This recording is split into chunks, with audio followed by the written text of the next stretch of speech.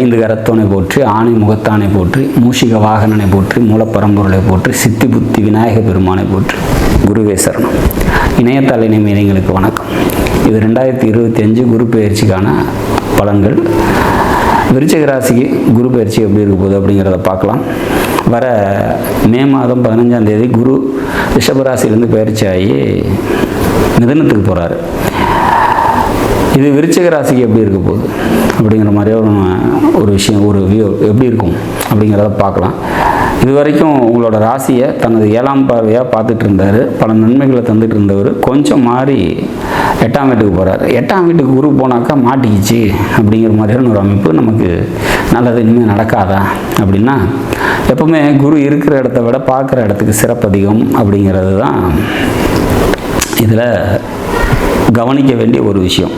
12ஆம் வீட்டை குரு பார்க்குறாரு. உங்களோட ராசிக்கு துலாம் ராசி குரு பார்க்குறது இது ஒரு சிறப்பான ஒரு அமைப்பு. பயணங்களால் நன்மைகள் ஏற்படும், நிம்மதி அப்படிங்கிற ஒரு விஷயம் ஏற்படும்.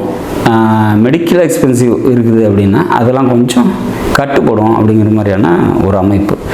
தன குடும்ப வாக்குஸ்தானம்னு சொல்லக்கூடிய உங்களோட 2ஆம் வீடு தனுசு ராசியை குரு பார்க்குறாரு 7ஆம் பார்வையாக. இதுவும் ஒரு சிறப்பான ஒரு அமைப்பு.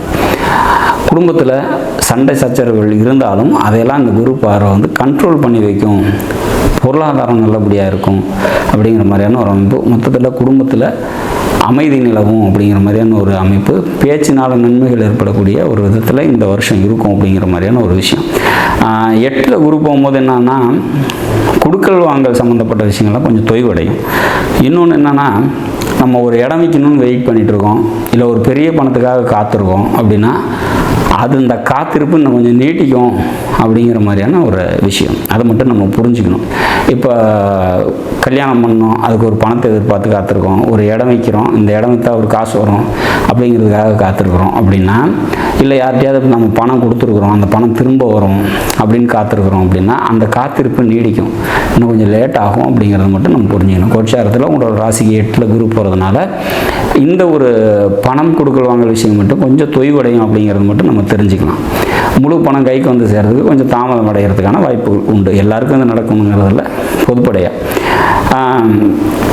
ஆனால் இந்த குருவோட பார்வை பார்த்திங்கன்னா உங்களோட 12ஆம் வீட்டை பார்க்குறது சிறப்பு. பயணங்களால் நன்மைகள் ஏற்படும். விரைய செலவுகள் கொஞ்சம் கூடுதலாக இருந்தாலும் அது நன்மைக்காக இருக்கும். 2ஆம் வீட்டை குரு பார்க்குறது குடும்பத்தில் அமைதியும் ஒற்றுமையும் ஏற்படும். பொருளாதாரம் நல்லாயிருக்கும் அப்படிங்கிறது வரைக்கும் சொல்லிட்டோம். சரி, 4ஆம் பாவம்னு சொல்லக்கூடிய கும்பராசி குரு பார்க்குறாரு 9ஆம் பார்வையாக. அதுவும் ஒரு சிறப்பான ஒரு அமைப்பு தான். வண்டி, வீடு, சொத்து சம்மந்தப்பட்ட விஷயங்கள் நன்மைகள் ஏற்படும். தாயார் சம்மந்தப்பட்ட விஷயங்கள் சுமூகமாக இருக்கும். தாயாரோட உடல்நிலையில் மேன்மை அடையிறதுக்கான வாய்ப்புகள் உண்டு. படிச்சுட்டு இருக்கவங்களுக்கு படிப்பில் மேன்மை கிடைக்கும்.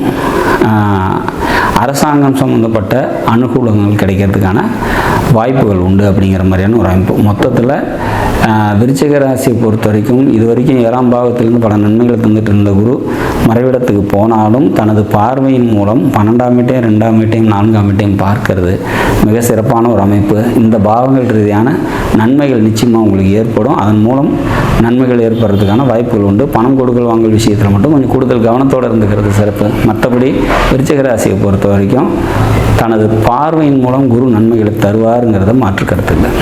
நாட்டு மக்களும் நலமுடன் வாழ வகிரங்களை வேண்டி அமைகிறேன். நன்றி, வணக்கம்.